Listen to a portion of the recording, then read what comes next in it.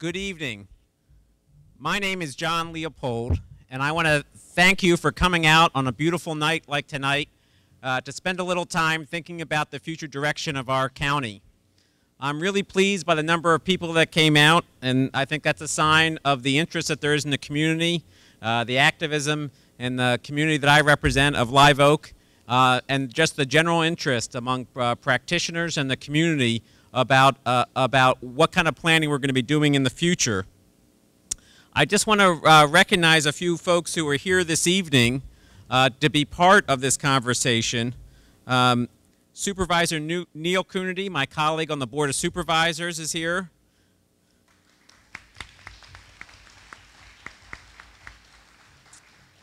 Santa Cruz City Council member Don Lane is here.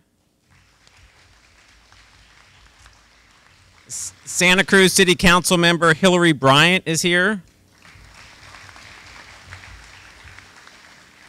From the courts, Judge John Gallagher is here. Superior Court Commissioner Steve Siegel is here as well. And I also want to recognize Watsonville Police Chief Manny Solano, who's here.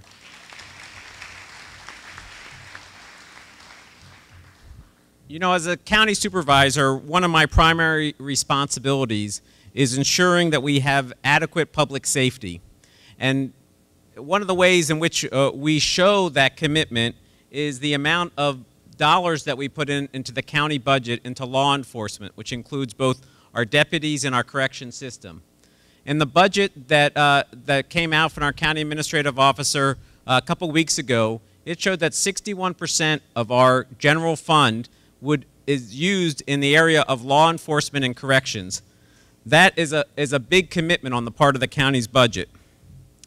You know, since the first decision came down in the Plata and Coleman case in 2006, there's been a legislative debate about the role that counties could play in the overcrowding of our state prisons. This year, the state legislature passed Senate Bill 678 and AB 109 that were signed by the governor, and they're being held until there's money with the budget that gets passed. Just today, the U.S. Supreme Court reaffirmed a lower court ruling which demanded that the state prison system relieve the overcrowding that exists for a system that was built for 80,000 people that now houses twice as many. The court ordered that 46,000 people need to be removed from the system in order to comply with the law. That will have a major impact on counties and communities across the state. Beyond these drivers, as a county supervisor, we have to pass an annual budget. And in the last 10 years, we've seen a nearly doubling of our budget for corrections. Next year, $13 million is being requested for a system that I think we would all agree does not produce the outcomes that warrant that level of investment. The community assessment project, which is run by the United Way, shows that 70% of those people who are released from jail end up coming back and are incarcerated within 3 years. This is actually typical for the state of California. We're not different here in Santa Cruz. But we deserve better in Santa Cruz County with the investment of the scarce dollars that we have.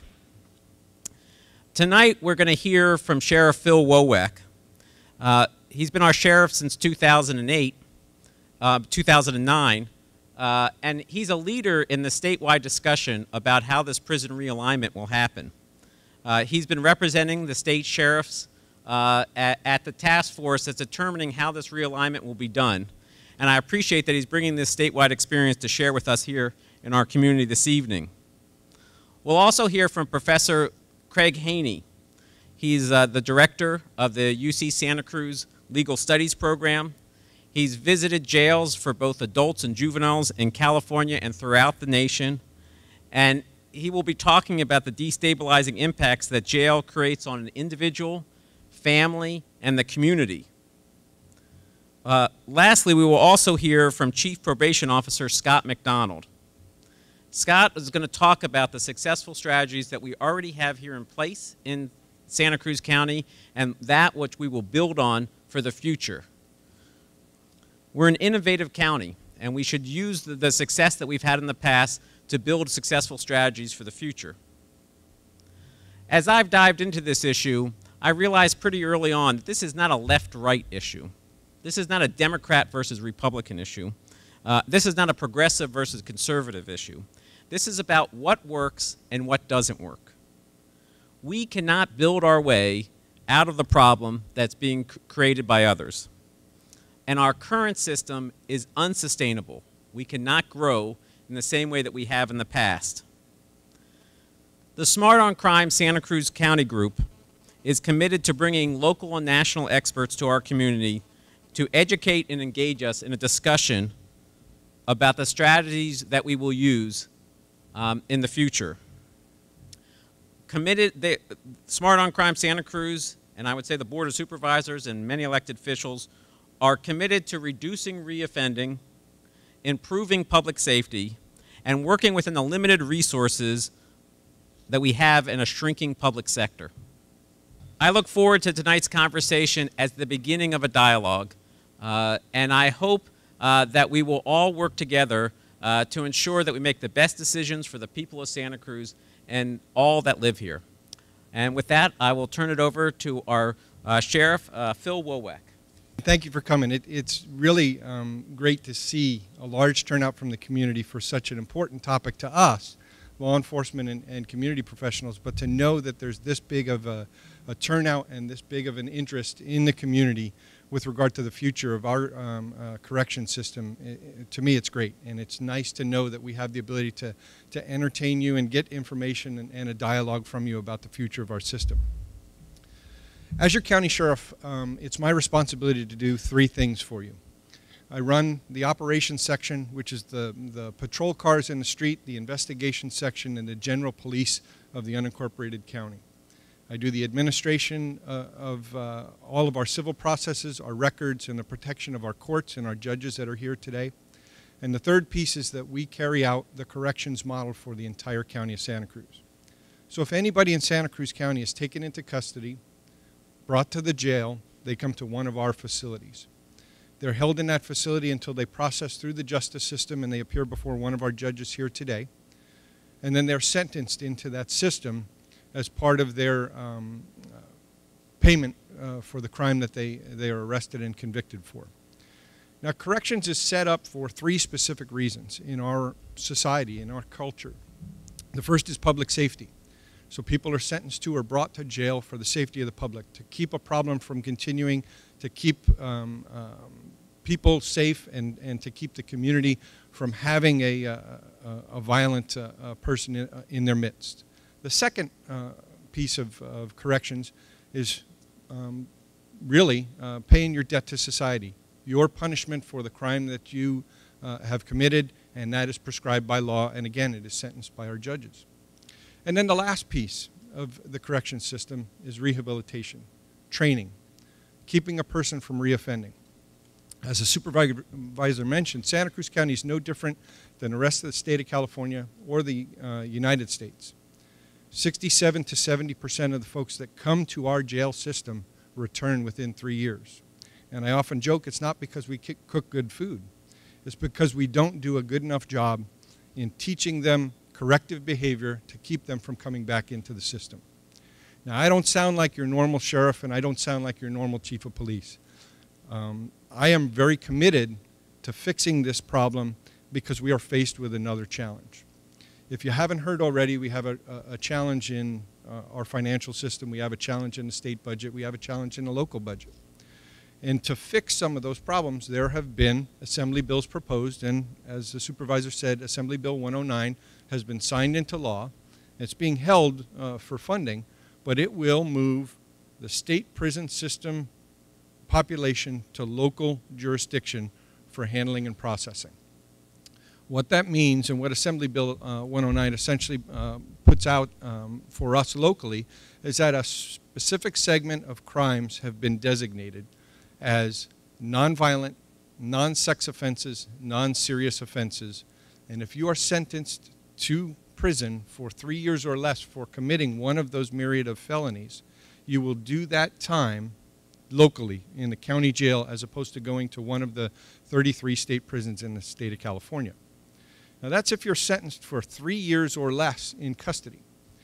Now currently, you only spend time in county jail for 1 year or less if you're sentenced to a felony or a misdemeanor and you stay locally. If you're sentenced to a year or more for a felony conviction, again, you go off to one of those 33 state prisons in the state. Those state prisons are overcrowded. Today's population snapshot for those 33 state prisons was in excess of 144,000 inmates. That population has to be reduced now, as the supervisor mentioned in today's Supreme Court decision, has to be reduced to 109,000 in population within 24 months. So that population is going to come to us here in our local jail system. Now, if you didn't know it already, we have a no vacancy sign lit every day at the county jail. We are full. Today we had 495 inmates in custody in Santa Cruz County Jail, and we have bed space for 450. I'm not great at math, but there's 45 more than we are allotted. Okay? What will we do with the added inmates that will come from the state of California to our local system, and where will we create space for them? Well, it's my belief, and I believe that my colleagues here are going to tell you the same. We don't need to just create new beds. We need to create a system that deals with them in a more intelligent way, a more smart-on-crime way. And we need to make that system work so that we not only move that population out of custody and don't create a more cost or a burden to our community, and we need to also use that new system to keep them from coming back, to reduce that 7 out of 10 folks that come back on a regular basis and get that number down. That's being smart on crime. And that's why I'm here and I'm supporting this system. I think it's a very important piece to bring the community here and to entertain you locally and to get your feedback on what you believe is appropriate with our system as we change it, and to answer questions that you might have about it. So I touched briefly on the population in Santa Cruz County today, but I want you to know that that has come down significantly over the last 10 years. And it's been through a partnership with our courts, with our Board of Supervisors, with both the defense and the prosecution side, to keep our population down. And it's been through a very comprehensive program that's been run by the Chief Probation Officer, our pretrial services. So we've tried to keep the number of people in custody in our facilities down and get people back to work and get back to home and be a contributing part of our society while they process through the court system and pay their debt to society. That's been our goal for a number of years. So Santa Cruz County has been very successful on the adult side. When Chief Probation Officer MacDonald speaks to you, he'll even talk to you more about successes that they've had on the juvenile side and how we want to bring that piece to the adult system. So my goal here, just in this brief speech, was to give you a snapshot of what this realignment piece will mean to Santa Cruz County, give you an idea of what our population is today, and to talk to you a little bit about the state. So moving forward, I want you to keep in mind these two things. Non is a non-serious, non-violent, non-sex offender with no criminal strike history. That person will stay locally if they're sentenced to 3 years or less in state prison going forward from July 1st. In the data that we've been able to get from the court system and from sentencing reports, that number could be from 75 to 100. So that's the second piece I want you to think about. So those 75 to 100 people spending time in our local jails for 3 years or less, how are we going to put them in that system? So I look forward to working with everybody at this table and hearing from you all about how we should move forward. We have some very brilliant minds at work in trying to solve this challenge. But I can assure you that everybody here is committed, and you should be very proud that the leaders in your community are not going to allow this to be implemented in a haphazard way. That we're going to do what is appropriate for the community, and that we're very committed to working toward a safe and smart Santa Cruz community as we move forward. Thank you, and I'll pass it off to Mr. Haney.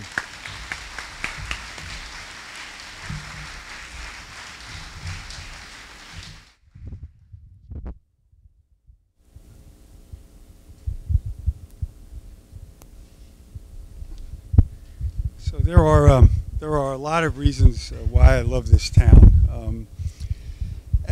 One of them is that you can have a Smart on Crime conference on a beautiful evening like this, and you can get a couple of hundred people into a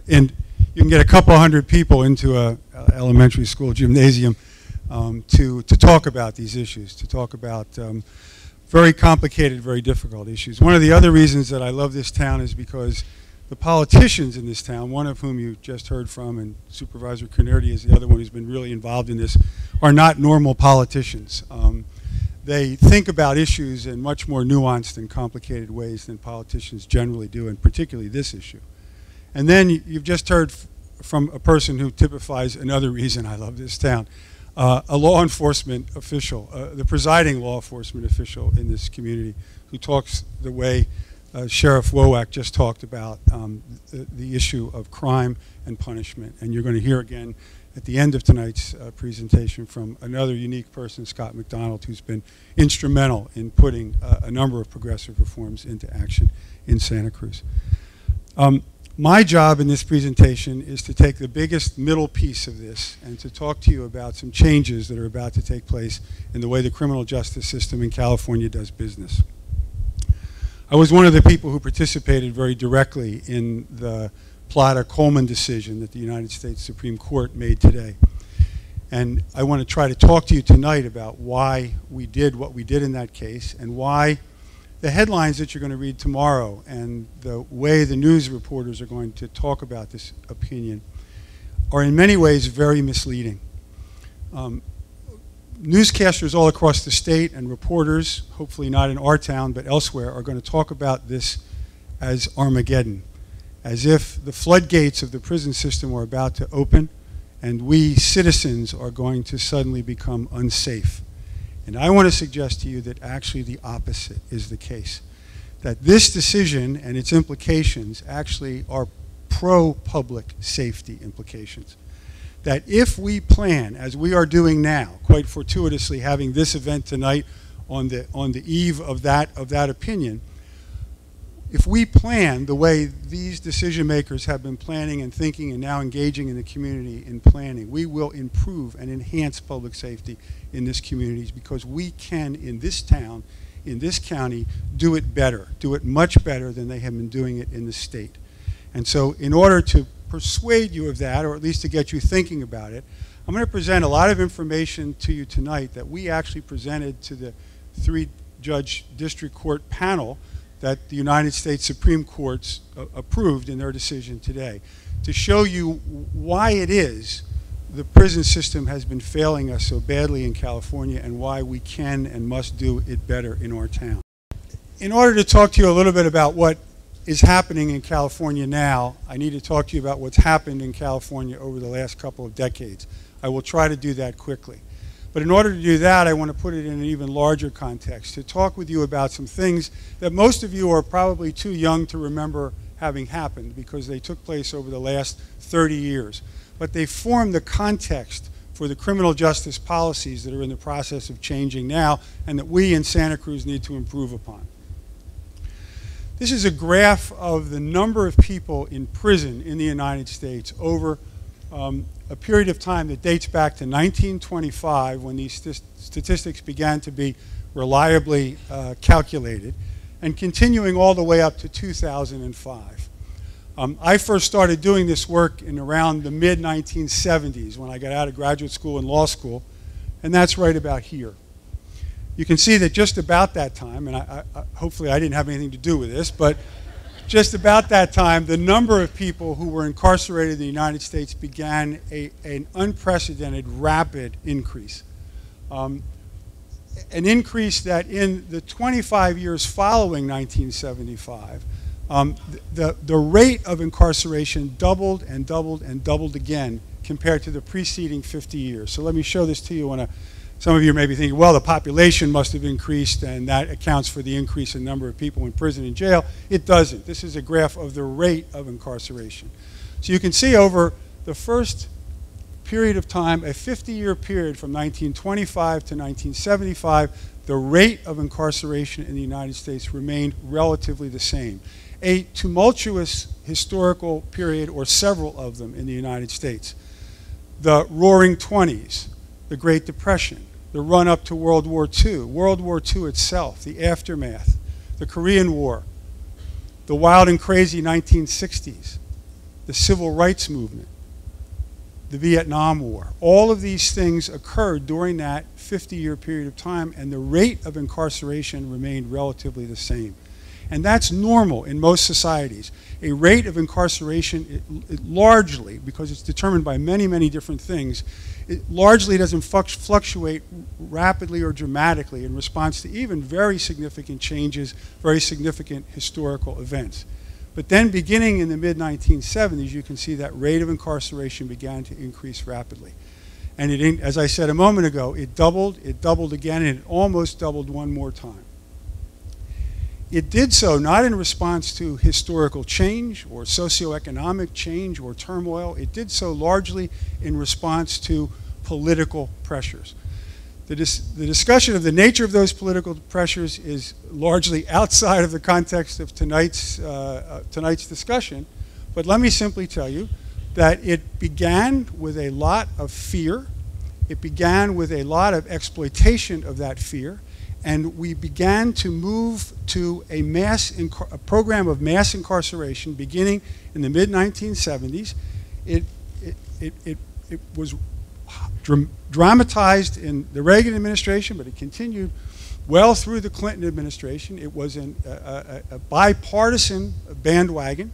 For largely political reasons, the United States became the world's leader in the rate at which we incarcerate our citizens. Now, I illustrate the extent to which this was a decision which was not driven by changes in law enforcement policy.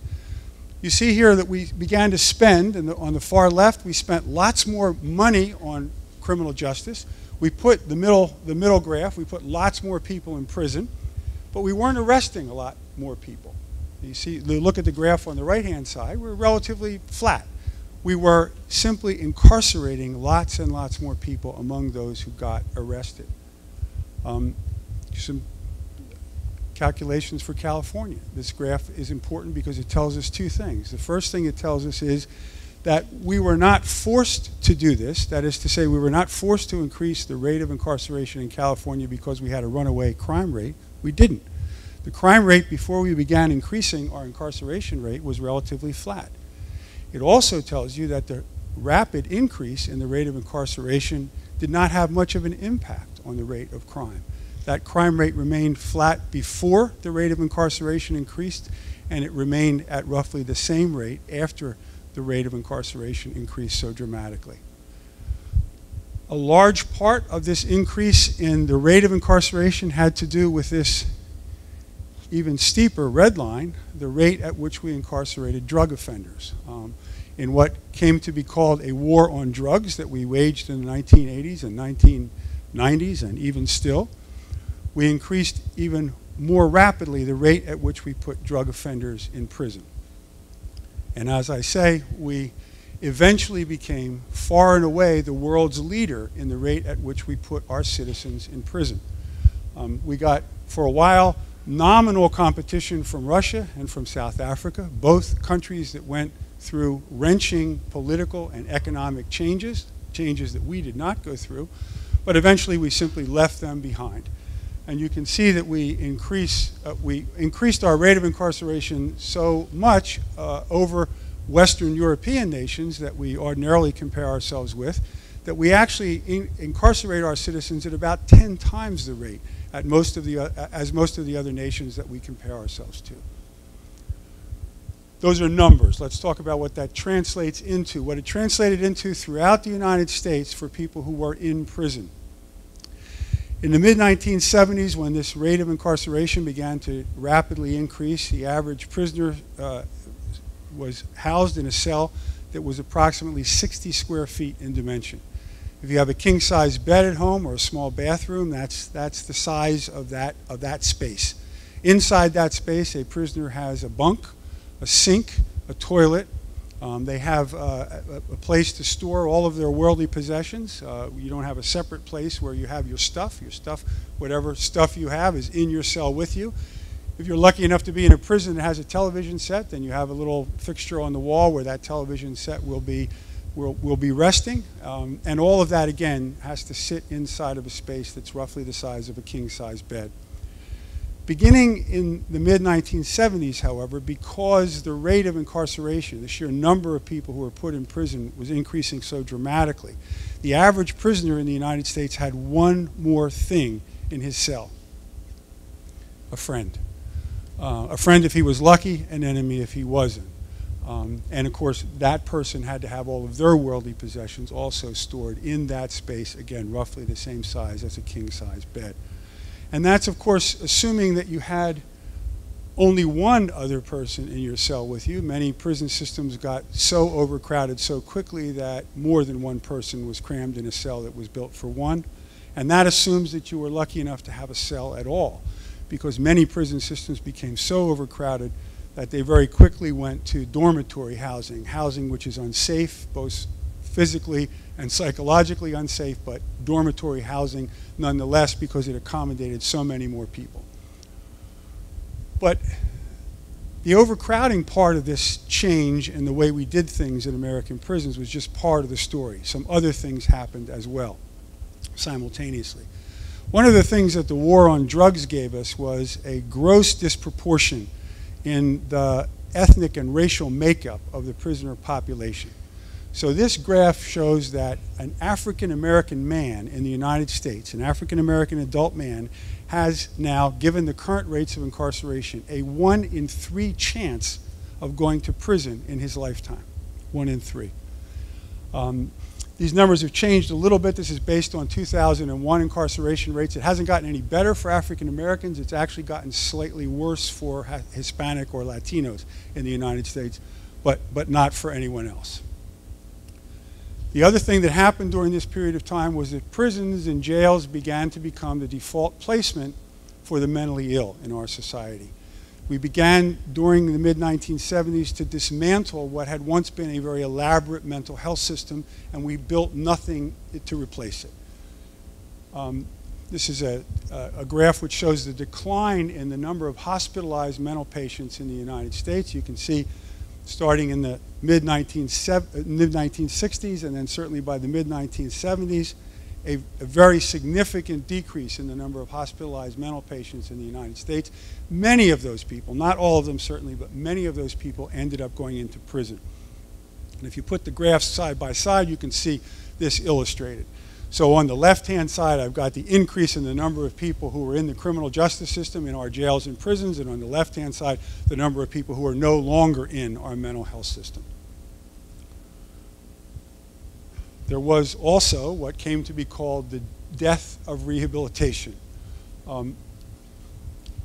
as illustrated in something that the California legislature did in the mid-1970s, declaring that prisons existed not to rehabilitate, not to improve the people who went there, but they existed purely and solely and exclusively for the purpose of punishment. Now, prisons, of course, have always punished, but for about 200 years, they also ostensibly were designed or had as their goal the hope that people would go there and be provided with resources and opportunities to come out, if only slightly better than they went in, We simply abandoned that commitment in the mid-1970s. Prisons no longer were funded to provide rehabilitation, and if they weren't funded to provide rehabilitation and programming, they didn't. How about the California prison system? What happened here? I've been talking nationally. Well, what happened here was very similar. We had the same kind of political rhetoric, the same kind of fear-mongering, the same kind of everybody on the mass imprisonment bandwagon. And it was, it cut across party lines. We had Republican and Democratic governors and legislators, all of whom were advocating the same thing. They were advocating it oftentimes despite news reports that statistics were being exaggerated, that in fact we were not in the midst of a crime wave. They advocated it even though nobody was able to present a convincing argument to the effect that imprisonment and nothing else was going to solve this problem. And indeed, imprisonment and nothing else didn't solve this problem. But what it did do was continue to fill the prisons, to even more and more, or greater and greater levels of overpopulation and crowding. We began in California to build prisons at an enormously rapid rate. We built and opened between 1990 and 1994, 10 new prisons in the state of California, and yet we still could not keep up with the rapidly increasing prisoner population. This is a graph of the California prisoner population over a period of a couple of decades. So it starts on the left-hand side in the early 1980s. The faint light gray column is the capacity of the system. The capacity of the system that is dwarfed by the darker red column, which is the actual population of prisoners in the California Department of Corrections. And you can see, beginning in the late 1990s, the system began to operate at roughly 200% of capacity. We had roughly twice as many prisoners as the system itself was designed to hold. And that level of overcrowding has existed essentially unabated throughout the decades since the late 1990s. We have been operating a system designed for half the number of people that it currently houses. We began to build new prisons, and those new prisons simply contemplated the fact that everybody would be double-celled. So these new prison cells, although they were slightly larger than the 60-square-foot cells that had existed beforehand, now were simply built with 2 bunks in them. But even these 2 bunks for every cell designs were not enough to accommodate the sheer numbers of people who were in the system. And so we began to triple bunk people. We began to convert gymnasiums into large dormitories. When I toured this prison system a couple of years ago in conjunction with this litigation, we would go into dormitories in prisons all over the state, and those dormitories existed in gymnasiums like this one, which were once designed where prisoners could recreate, where they could get a bit of relaxation, and instead now they were filled with bunks, triple bunks, as far as the eye could see. Inside normal prison housing units, the day room area, again, places where there used to be tables where prisoners could watch television or sit around a table and converse with one another, converted into dormitory units right inside the cell blocks where prisoners lived. Cell blocks that were filled with unsafe, psychologically and medically unsafe and unsanitary, essentially dormitory living. And these were the scenes from all around the system. This is what a system that operates at 200% of capacity begins to look like. To summarize, the state of the prisons from 1980 onward, in the United States in general and in California as well, there were unprecedented numbers of prisoners. There was hardly enough space to house them, and if there wasn't enough space to house them, there wasn't enough space to do much of anything else with them. There was a high concentration of mentally ill prisoners inside these institutions, a racially diverse, disproportionately prisoner of color population, and few, if any, programming resources. Few, if any, programming resources because state systems, and our state system included, simply wasn't funded to provide those kinds of services for inmates. So you have more inmates, twice as many inmates as the system is designed to hold, and essentially nothing for them to do, no services available for them. What did correctional systems do in response to this potentially explosive situation? They did what correctional systems know how to do. When their backs are against the wall, they know one thing, and they know it well. They began to increase security and surveillance. They toughened the institutions. They toughened the external perimeters of the institution. They toughened the living conditions inside by putting increased levels of insecurity inside the institutions, including oftentimes armed gunmen walking inside of housing units where prisoners were confined. They subjected prisoners to all forms of institutional and behavioral control, putting them in cages while they were waiting for appointments with doctors or parole boards. You walk through California prisons now and you see these cages all up and down the hallways. I've been in these institutions where a 100-yard hallway is filled with prisoners on both sides who are standing in these cages, sometimes waiting hours on end to get to the appointment that they've been scheduled for. There are escorts who escort prisoners who are often in shackles throughout the institution, while others wait caged on the side of the walkway. Prisoners chained together when they're moved en masse. Violent prisoner restraint chairs in operation in prisons in different parts of the state. A whole violent prisoner restraint prison created, known as a supermax prison. We have a couple of them in California. This is what Pelican Bay looks like. It is typically as bleak as that picture depicts it. Prisoners at Pelican Bay and Corcoran and Tehachapi security housing units live 23 hours a day inside their cells. They sleep there, they eat there, they defecate there. They get out an hour a day to a yard that looks something like this. A 10 by 25 concrete encased area where they are under surveillance all of the time while they are there. Or they exercise in a yard that looks like this. Individual cages, exercise cages. Inmates refer to them as dog runs. Because imprisonment is very expensive, and there is no economy of scale really, overcrowded imprisonment is as expensive as imprisonment that isn't overcrowded. Because it's so expensive and government resources are finite, the commitment to mass imprisonment reflected a policy choice of sorts. Whether it was intentional or inadvertent, we had to choose between certain things, and choose we did. One of the things we chose was to fund prisons and not fund education.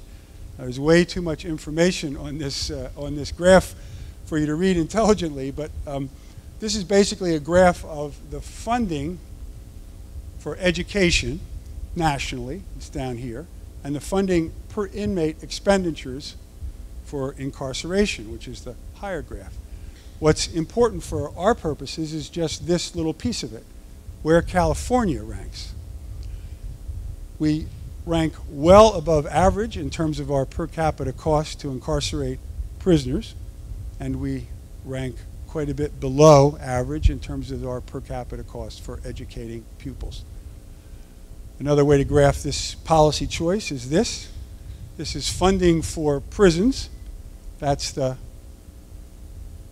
black line at the bottom, graphing prison expenditures. And the blue line that starts at the top but quickly moves to the bottom is expenditures for the University of California and the California State University system.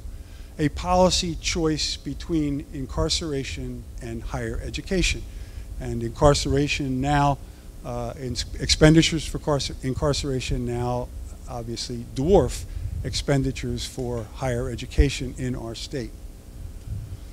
You might be asking, well, okay, what do we get for this? What is this pretty, you know, we're spending more on imprisonment than we're spending on educating people in our state university system. We must be getting something in return. No, sadly, we're not getting much at all in return, or at least we haven't been. This is 2006 data. These are people coming out of the California Department of Corrections. Each year, 60, 70, 80,000 people come out of the prison system each year. Most people don't realize that. We put about 60, 70, 80,000 or a little bit more in each year, and each year about an equivalent, although just a little bit less, typically come out. That's how you grow the population. It's a relatively fluid population, even though oftentimes people spend a long time there. The nature of the process is there is an inflow and an outflow. These are people coming out of the prison system in 2006. You can see up here, the very top, half of them did nothing during the entire period of time they were in prison. They were not in one program. They did not have one job. They did not take one class. They did not take one treatment or therapy program at all. They did nothing. Some of them were in for a relatively short period of time. They may have been parole violators, etc., but a number of them were undoubtedly in for years on end. 5, 10, maybe 15 years even. And they came out having done nothing at all. You know, and then there's another fifth of them who just had one program. And this is just programs. It doesn't speak to the quality of the program. Was the program any good? Who put it on? Was it useful? Did it teach them any kind of marketable skill that they could use when they got out, etc.? It's just programming of any kind. Half of them did nothing. how do we compare nationally? For all that money we're spending on putting people and keeping people in prison, we don't fare very well. So here's the number of California prisoners who get GED and vocational certifications. Well, given the last graph I showed you, it should come as no surprise that we don't do very well compared to other states around the country. We're near the bottom. We beat out only Florida. Even Texas does better than we do. You know, if you're behind Texas on these issues, and here we are again, behind Texas in terms of education. These are high-need inmates, inmates who have been determined to really need educational services. We're near the bottom in terms of the numbers of inmates who are being provided with these services. One of the most depressing statistics that I've encountered in looking at the California prison system over the years, over really a 30-year period of time. Remember about 30 years ago when I learned that the average reading level of a California prisoner was a 6th grade reading level. And this was a shocking thing to recognize 30 years ago. Even more shocking if I tell you that now, 30 years later, it's still 6th grade. So all these folks who we've had for all these years, we still have not managed to raise the reading level, the average reading level of a California prisoner. That's how poor a job we're doing. And again, if you reflect a minute on the nature of the conditions, it's not surprising why we're doing such a bad job. These are the kinds of conditions in which people are living. Not every prisoner, but many prisoners. Tens of thousands of prisoners are living like this and like this. Not surprisingly, perhaps, the percentage of prisoners in California prisons that are mentally ill, that have documented mental illness conditions, they have been determined to be in need of mental health services, is increasing. So this is, you can see, this is the statistics being calculated beginning in 2002 and continuing all the way up to the present and projected a little bit out into 2012. Increasing, and it's a shocking thing to recognize because we have been spending billions of dollars in California to improve mental health services for prisoners. So this is part of the argument that was made to the United States Supreme Court, that we have been doing as much as is humanly possible to do to improve the mental health condition of prisoners, to improve mental health services by spending as much money as we possibly can spend, and still the mental health of prisoners in the system appears to be deteriorating, not improving. And the argument that was made that the Supreme Court agreed with this morning was that when you have a system that is this overcrowded, it has become hopelessly dysfunctional. It doesn't matter how much money you put into it. It doesn't matter how many resources you try to inject into it. You cannot intelligently use those funds, and you cannot intelligently dispense that treatment in a system that has basically become broken by the sheer weight of numbers. Prisoners, of course, are not only not receiving treatment, but they're living in unhealthy conditions. They're living in conditions like this, and you just need to look at these photographs and imagine what it would be like to live in a place like that for years on end. This, you may be surprised to know, is a therapist doing psychotherapy with a prisoner in a California prison. And this is group therapy in some units in the California system. Again, what a prison system that is hopelessly dysfunctional resorts to when it tries to keep up with the problems that it confronts.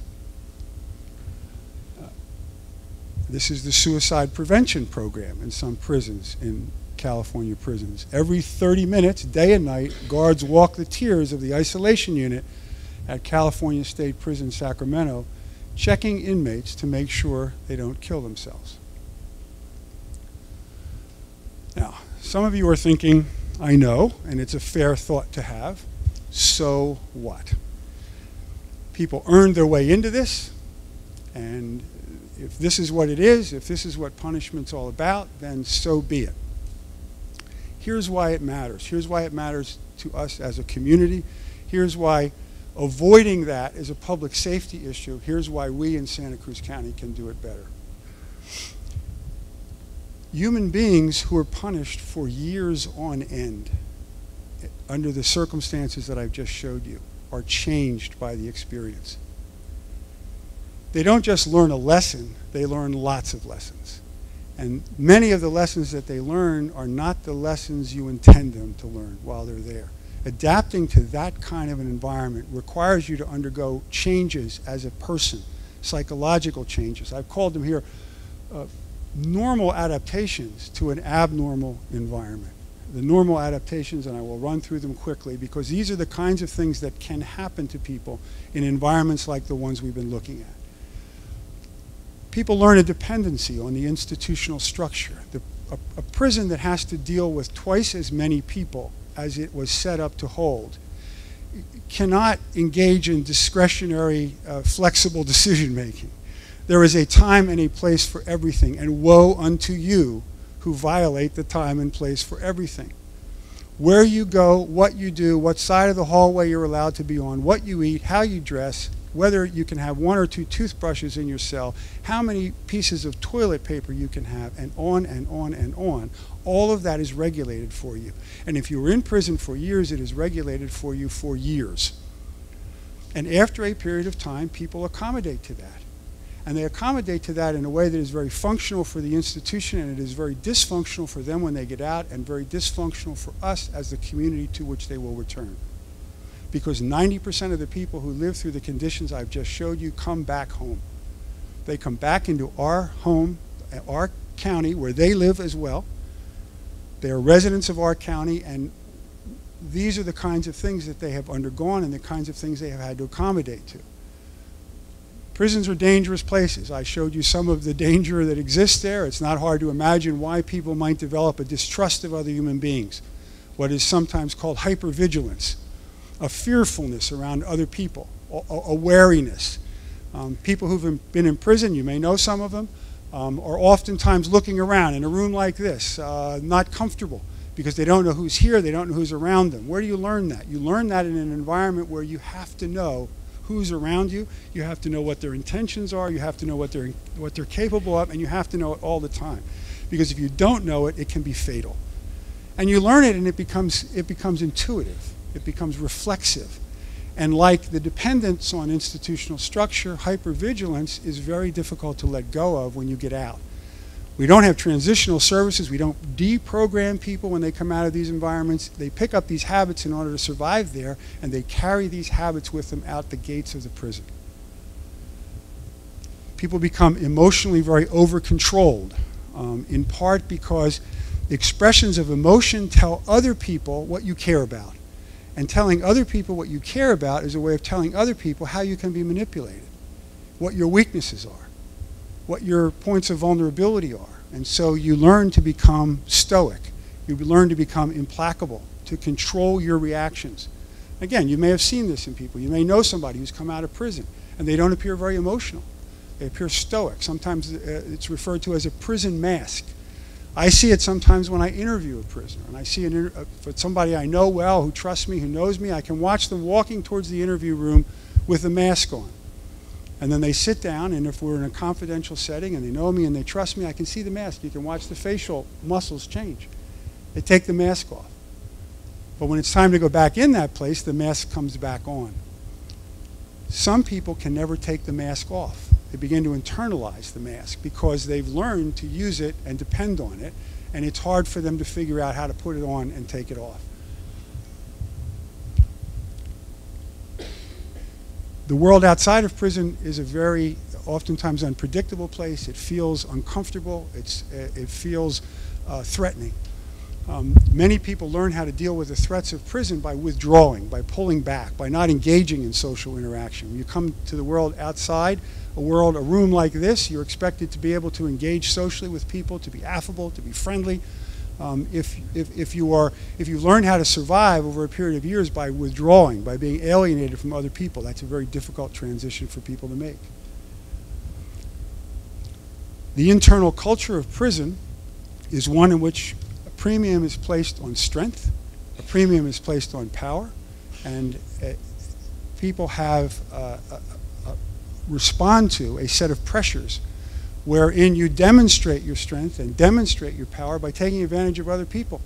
And oftentimes if you don't do that, if you simply don't care to do that, that's taken as a sign of your own weakness and an invitation to your own victimization. It's a hard reality about the nature of prison culture, but it is a real reality. Prisoners feel the pressure to take advantage of each other's or have an explanation about why they didn't. And again, oftentimes it's difficult for people to give that up. I've had exchanges with prisoners where they say, I don't trust people who are too nice to me. Somebody who's being too nice to me must want something. It must be manipulative. Well, where did they learn that? They learned that in an environment where being nice, where being kind, where being caring is a sign of weakness or a strategy of manipulation. People who have been treated in the ways that prisoners are treated and have been treated in the California system begin to think they deserve that kind of treatment, that that's all they are, that they are simply people who deserve to be treated as something less than human, as unimportant, as not deserving of respect, as not deserving of caring, because they're not getting any caring, they're not getting any respect. It's easy for people to begin to internalize that and then to bring that out with them. And in some instances, people come out of prison indeed actually reflecting or experiencing the symptoms of post-traumatic stress. Not hypothetical, it's not speculative. These are people come out of prison who have been exposed to so much trauma in prison that they literally have the symptoms of post-traumatic stress because of the nature of the trauma to which they've been exposed. And again, we do very little for them when they come out. We do very little for them as a state system. And one of the things we are hoping is that we can be sensitive to these issues in this town with the help of these people to think about how to deal with and address these issues in a more thoughtful and more caring way, both by minimizing the number of people we put into these environments and then also by figuring out programs that we will implement in this community to help deal with people who are coming out of this environment, because come out they will. There are many people who are going to come out of an environment in which they are dealing with these kinds of problems and have been living under these kinds of conditions. And we have to ask ourselves, let's imagine these are 5 guys in Santa Cruz County and they've been arrested. Where do we want them to go? And what do we want to happen to them? For the first time in a long time, we as a community have an opportunity to make some decisions about the policies that will affect these guys.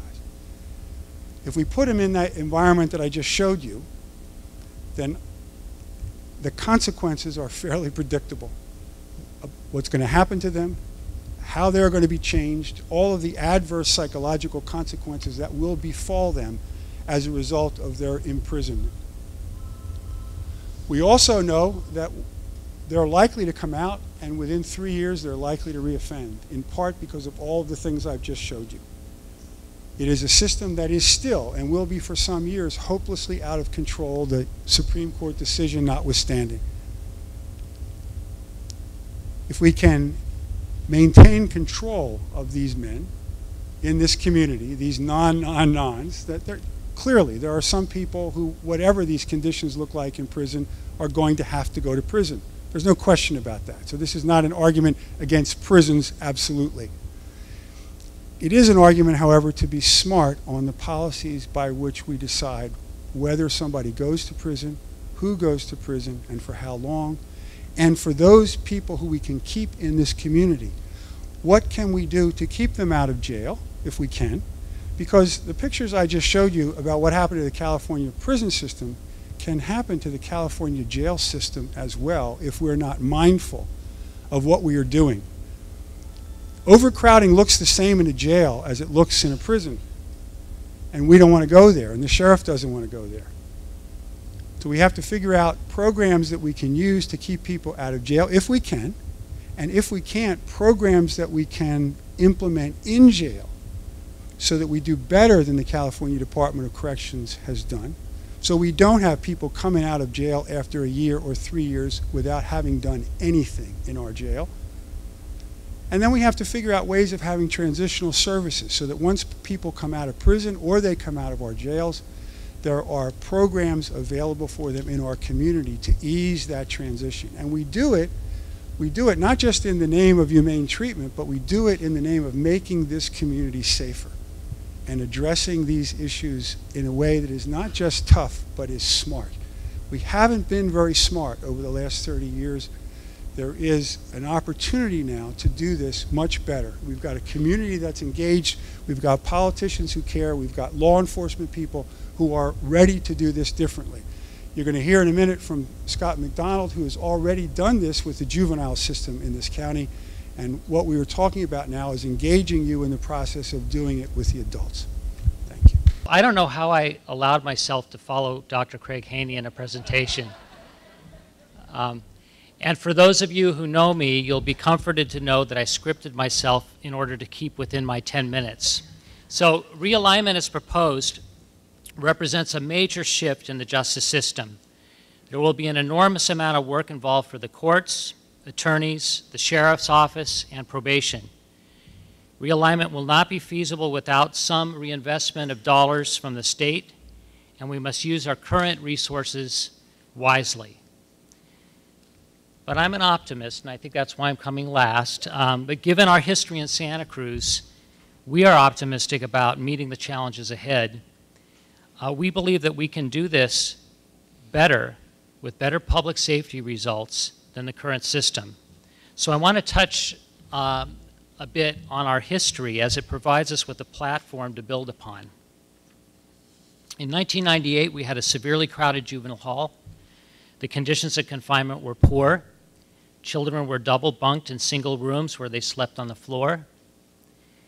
And building a new juvenile hall appeared to be imminent.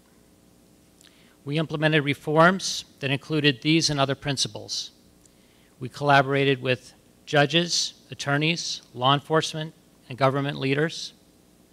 We implemented objective tools to reduce subjective decision-making and to better assess safety risk. We created detention alternative programs to supervise youth in the community while they go through court. And we developed a host of programs for youth placed on probation. We partnered with community-based nonprofits and social service agencies to provide programs close to home and in the communities where youth and families reside.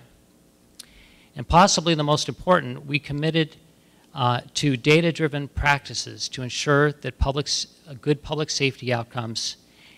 Our decisions were based on hard facts, not gut feelings.